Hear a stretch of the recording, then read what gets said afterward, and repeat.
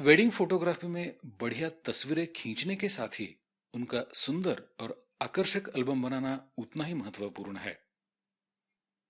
Wedding album के लिए आजकल करिश्मा एल्बम का बड़ा बोलबाला है। सबसे पहले हम करिश्मा एल्बम क्या होता है ये जानेंगे।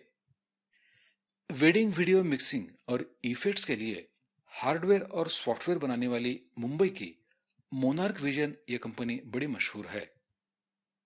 वेडिंग वीडियो मिक्सिंग और इफेक्ट्स के लिए उनके प्रोडक्ट्स पूरे भारत में सबसे ज्यादा इस्तेमाल किए जाते हैं। वीडियो के साथ ही फोटो मिक्सिंग और एल्बम डिजाइनिंग के लिए मोनार्क विजन ने करिश्मा इस नाम का सॉफ्टवेयर बनाया है। फोटोग्राफी की दुनिया में डिजिटल टेक्नोलॉजी के ये शुरुआती दिन थे। उसी समय करिश्मा ये सॉफ्टवेयर बाजार में आया। उसका खूब स्वागत भी हुआ। इसमें बनाए हुए एल्बम्स को करिश्मा एल्बम यही नाम मिला। आज वेडिंग एल्बम डिजाइनिंग के लिए फोटोशॉप ही इस्तेमाल किया जाता है, मगर वेडिंग एल्बम्स को आज भी करिश्मा एल्बम यही नाम है, भले ही वो फोटोशॉप में डिजाइन किए हो। आप वेडिंग फोटोग्राफर नहीं है या पेशेवर फोटोग्राफर नहीं है तो भी आप एल्बम डिजाइनिंग जरूर सीखिए। आप अपने फैमिली फोटोज, पिकनिक फोटोज या किसी भी प्रकार के फोटोज का बढ़िया एल्बम बना सकते हैं। करिश्मा एल्बम कई साइजों में बनता है। एल्बम की size 18 by 12 inch, 15 by 12 inch या 15 बाय 10 इंच हो सकती है। करिश्मा एल्बम के दो पेजेस एक साथ एक ही शीट पर प्रिंट किए जाते हैं।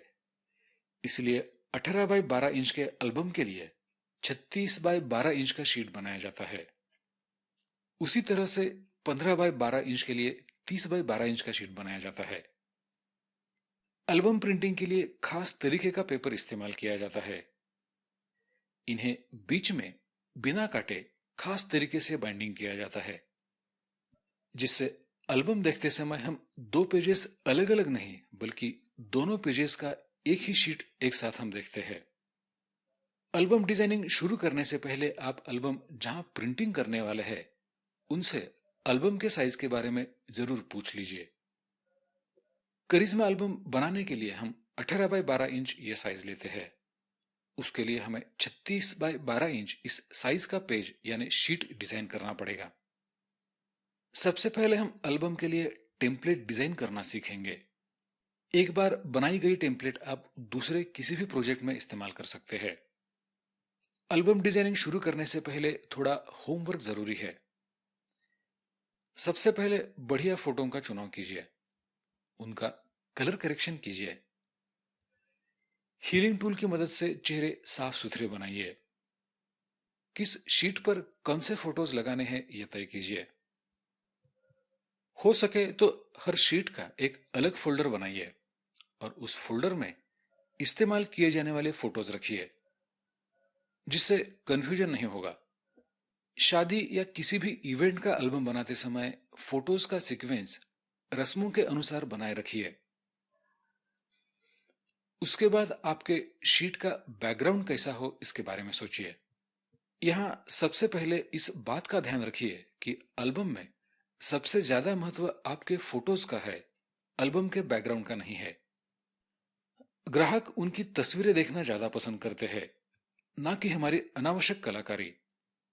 तो इस बात का ध्यान रहे कि एल्बम का बैकग्राउंड या डेकोरेशन के ग्राफिक्स आपके फोटोज पर हावी ना हो। खाने में जितना नमक पड़ता है उतना ही स्थान इन चीजों का आपके एल्बम में होना चाहिए। यूं तो भारतीय शादियां रंगों का मेला होती है। किसी भी शादी ब्याह का कोई भी फोटो आप उठाकर देखिए, उसमें कई सारे रंग आपको मिल जाएंगे। सही बैकग्राउंड के चुनाव से शादी की रंग बिरंगी यह तस्वीरें और भी खिलकर उठ जाती है। बैकग्राउंड के कलर्स ज्यादा भड़कीले ना हो, साथ ही बैकग्राउंड में ज्यादा शार्प ऑब्जेक्ट्स भी ना हो। अगर आपको बैकग्राउंड के लिए इमेज का इस्तेमाल करना है तो काफी हाई रेजोल्यूशन वाली इमेजेस आपको इस्तेमाल करनी पड़ेगी। आप चाहे तो बैकग्राउंड के लिए एक से अधिक इमेजेस कंपोज कर सकते हैं, जिन पर ब्लर जैसे फिल्टर लगाकर आप एक सॉफ्ट फोकस वाला बढ़िया बैकग्राउंड बना सकते हैं। अगर आपके पास हाई रेजोल्यूशन वाली इमेजेस नहीं है तो आप उन्हें गूगल पर सर्च कीजिए। गूगल सर्च इंजन में आप किस तरह की इमेजेस सर्च करना चाहते हैं वो कीवर्ड टाइप कीजिए, जैसे कि romantic background, floral background, abstract background इत्यादि। गूगल के सर्च रिजल्ट में यहाँ इमेज इस नाम का ऑप्शन है, उस पर क्लिक कीजिए। गूगल सेकंडों में ढेर सारे रिजल्ट्स लाके रखता है। हमें हाई रेजोल्यूशन इमेजेस सर्च करनी है। इसके लिए यहां सर्च टूल पर क्लिक कीजिए। इससे एक नया मेनू बार ओपन हुआ है, उसमें साइज पर क्लिक कीजिए। इस ड्रॉप डाउन लिस्ट से आप सही मेगापिक्सल को सिलेक्ट कीजिए।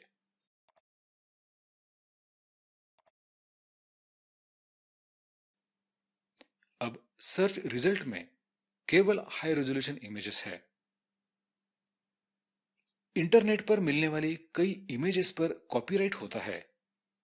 डाउनलोड या इस्तेमाल करने से पहले वो फ्री डोमेन में है या नहीं है, इसके बारे में जानकारी जरूर लें। उसके लिए हर इमेज से पहले विजिट पेज इस नाम का ऑप्शन होता है, उस पर क्लिक करके आप इमेज वाले वेबसाइट पर जाइए और इमेज के बारे में जानकारी लीजिए। मनचाही इमेज सिलेक्ट करके शो इमेज इस ऑप्शन पर क्लिक कीजिए।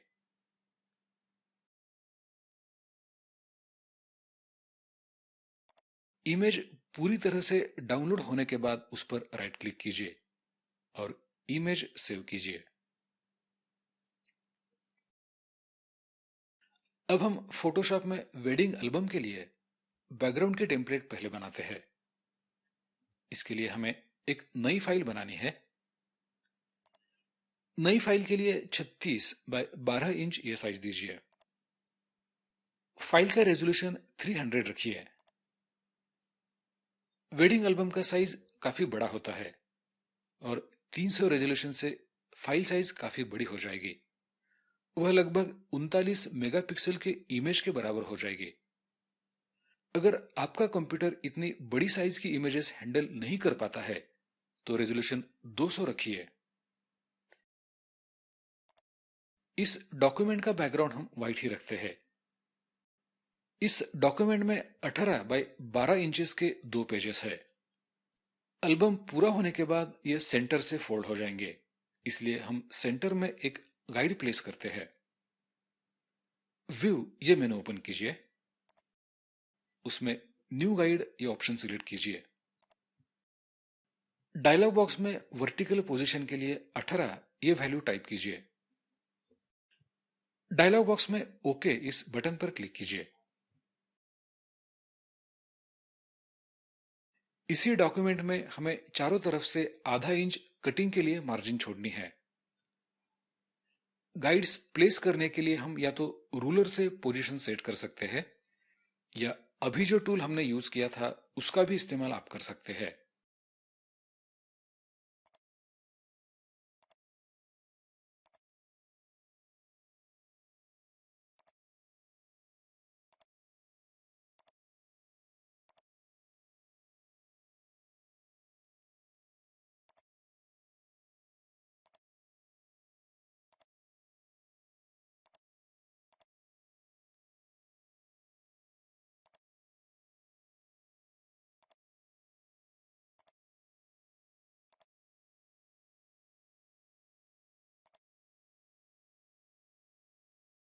अब इस शीट के लिए हम फ्लोरल बैकग्राउंड बनाते हैं। स्वयं लर्न डीवीडी के रेफरेंस फोल्डर से फ्लावर्स इस नाम की फाइल ओपन कीजिए।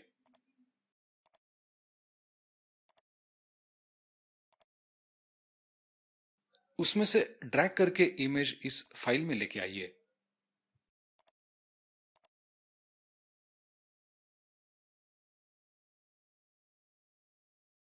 फ्लावर्स इस फाइल की अब जरूरत नहीं है, इसलिए उसे क्लोज कीजिए। इमेज में इस नए लेयर को ठीक तरह से बाएं ओर प्लेस कीजिए।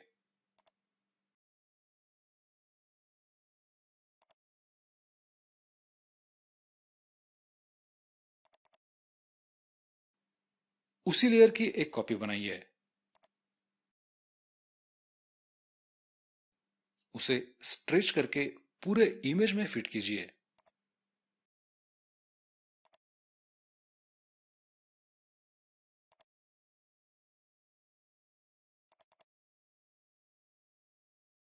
इस लेयर को बैकग्राउंड लेयर के ऊपर रखिए। इस इमेज पर गॉसियन ब्लर ये फिल्टर लगाइए।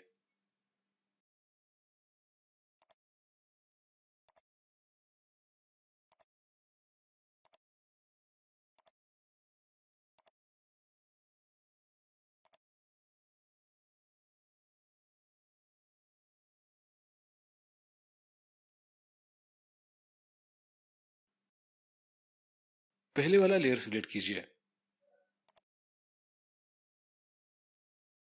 उस पर लेयर मास्क अप्लाई कीजिए। ग्रेडियंट टूल से इस लेयर पर मास्क लगाइए।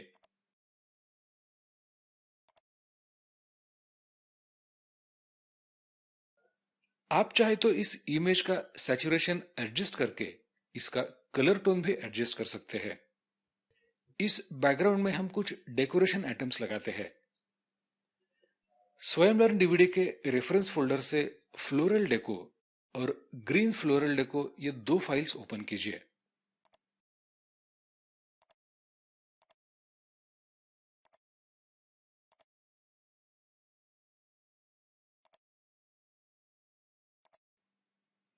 ये पीएनजी इस फॉर्मेट की फाइल्स है। पीएसडी की ही तरह पीएनजी इस फॉर्मेट में भी ट्रांसपेरेंसी सेव की जाती है।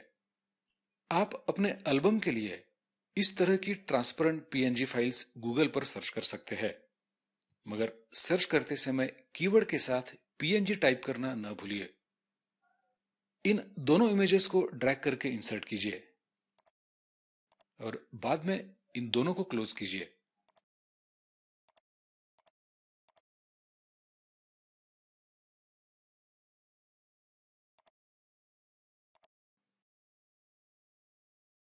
उन्हें डॉक्यूमेंट में ठीक जगह पर प्लेस कीजिए।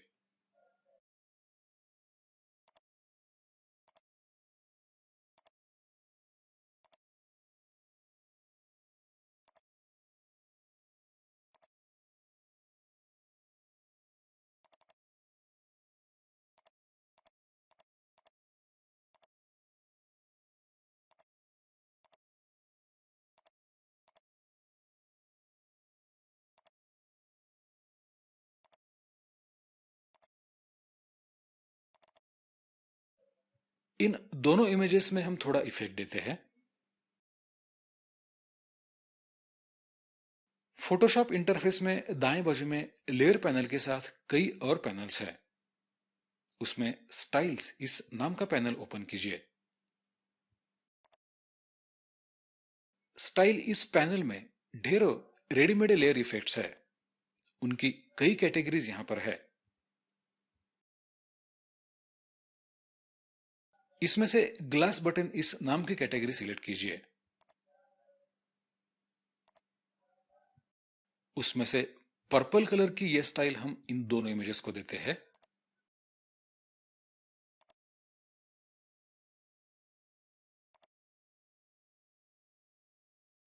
स्टाइल लगने से ये इमेजेस और भी खूबसूरत दिखने लगी है।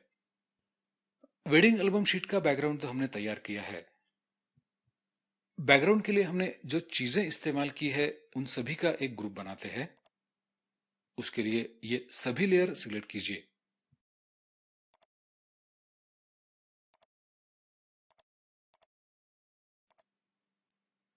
ड्रैग करके उन्हें लेयर पैनल के बॉटम पर क्रिएट अ न्यू ग्रुप इस टूल में ड्रॉप कीजिए। अब इन सभी लेयर्स का एक ग्रुप बना है। ग्रुप ओपन करके आप इन लेयर्स को कभी भी एडिट कर सकते हैं। यह ग्रुप या उसमें मौजूद कोई चीजें, कोई लेयर्स गलती से मूव ना हो, इसलिए हम ये पूरा ग्रुप लॉक करते हैं।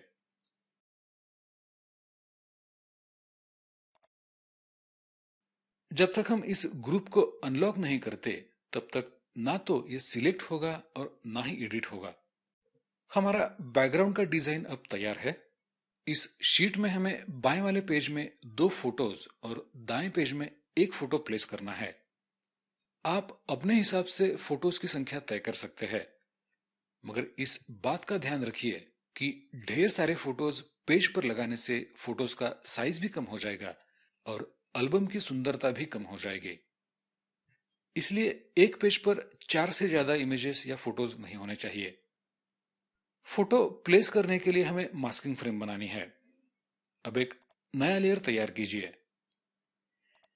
रेक्टेंगुलर मार्की टूल से सिलेक्शन दीजिए।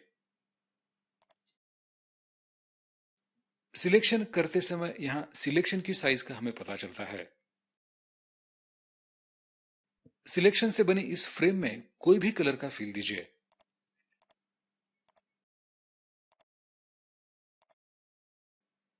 ब्लेंडिंग ऑप्शन से इस फ्रेम को 100 पिक्सल की थिकनेस वाला एक स्ट्रोक दीजिए।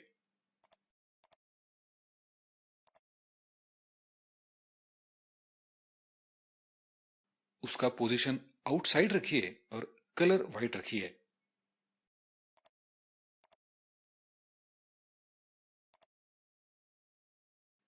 स्ट्रोक की ओपेसिटी 50% रखिए। स्ट्रोक के लिए आप चाहे तो कलर के बजाय ग्रेडियंट या पैटर्न का भी फील दे सकते हैं।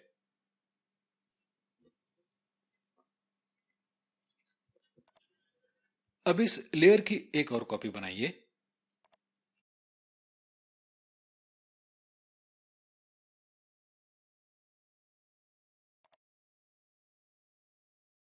लेयर की दूसरी कॉपी दाएं पेज में बनाइए और इस फ्रेम को बड़ा और चौड़ा कीजिए।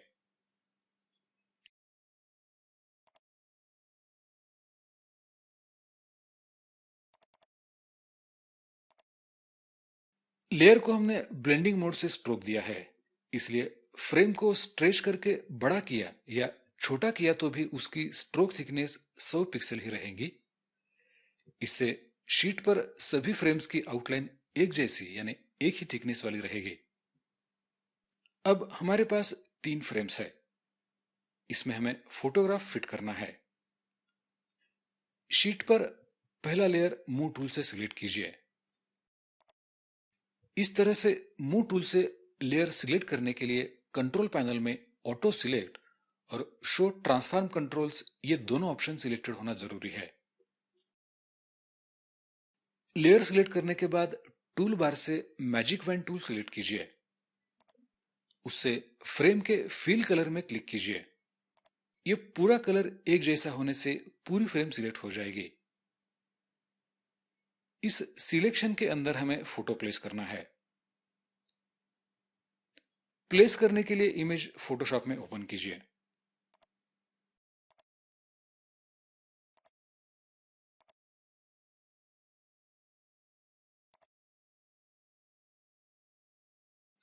कीबोर्ड पर कंट्रोल की दबाकर रखिए और उसके बाद ए इस की को हिट कीजिए, यानी कंट्रोल ए इस कीबोर्ड शॉर्टकट का इस्तेमाल कीजिए। इससे पूरी इमेज सिलेक्ट हो जाएगी। उसके बाद कंट्रोल सी इस कीबोर्ड शॉर्टकट से इमेज की कॉपी बनाइए। अब इस इमेज की कॉपी कंप्यूटर के क्लिपबोर्ड में बनी है। अब ये इमेज क्लोज कीजिए। मेनू बार में एडिट मेनू ओपन कीजिए। उसमें पेस्ट स्पेशल के लिए पेस्ट इनटू इस टूल पर क्लिक कीजिए। इसके लिए फोटोशॉप CS5 और CS6 में कंट्रोल ऑल्ट शिफ्ट वी ये लंबा चौड़ा कीबोर्ड शॉर्टकट है। इमेज अब सिलेक्शन में पेस्ट हुई है। पेस्ट स्पेशल इस टूल से इमेज पर लेयर मास्क लगा है। इस मास्क के बाहर वाला इमेज का एरिया हाइड हुआ है। स्ट्रेच या मूव करके इमेज को इस फ्रेम में ठीक से फिट कीजिए।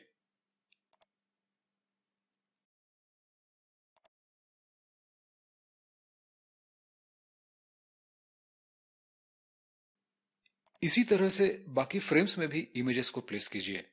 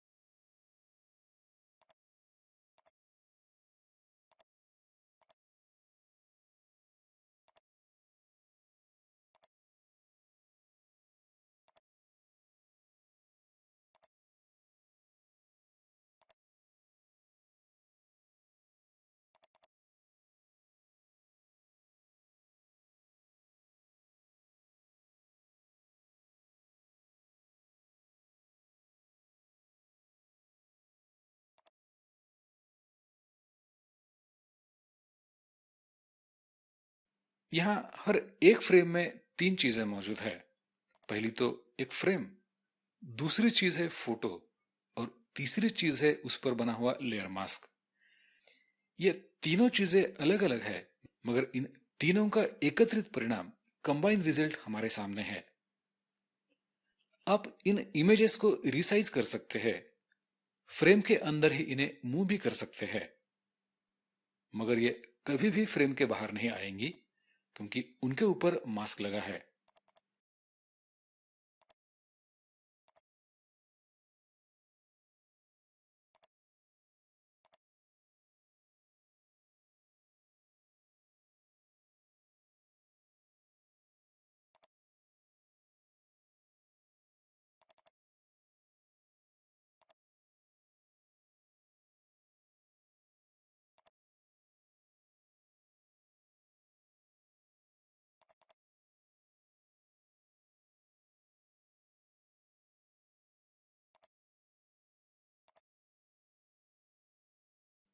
आखिर में इस इमेज को पीएसडी इस फॉर्मेट में सेव कीजिए। सेव एज इस टूल से इसकी कॉपी जेपीईजी इस फॉर्मेट में सेव कीजिए। जेपीईजी इमेज प्रिंटिंग के लिए भेज दीजिए। इसकी पीएसडी फाइल आपके पास रहेगी। इसे आप कभी भी एडिट कर सकते हैं या इसे में कुछ बदलाव करके आप इसे दूसरे एल्बम में इस्तेमाल कर सकते हैं। करिश्मा एल्बम डिजाइनिंग के हमारे इस वर्कफ्लो को हम और भी आसान बना सकते हैं। इसके लिए आप हमारा अगला वीडियो जरूर देखिए। आपसे निवेदन है कि इस वीडियो को आप लाइक कीजिए और हमारे चैनल को सब्सक्राइब कीजिए। अगर आप Photoshop, Corel Draw, Adobe Premiere, AutoCAD बिल्कुल बेसिक से लेकर एडवांस लेवल तक घर बैठे हिंदी में सीखना चाहते हैं तो अधिक जानकारी के लिए हमारी वेबसाइट www.swayamlearn.com जरूर देखिए या 09689912250 इस नंबर पर फोन कीजिए। वीडियो के नीचे डिस्क्रिप्शन में वेबसाइट की लिंक है, उस पर क्लिक करके आप सीधे हमारी वेबसाइट पर जा सकते हैं।